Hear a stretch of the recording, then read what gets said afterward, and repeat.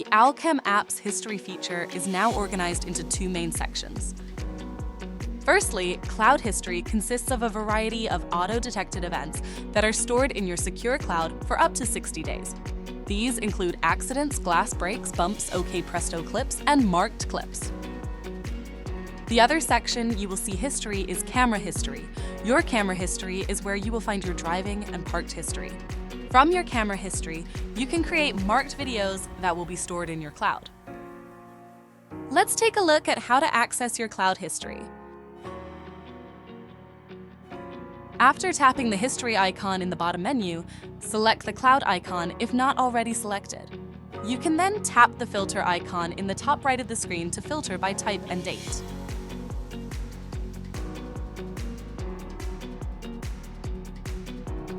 Next, let's jump over to your camera history by tapping the camera icon at the top of the screen.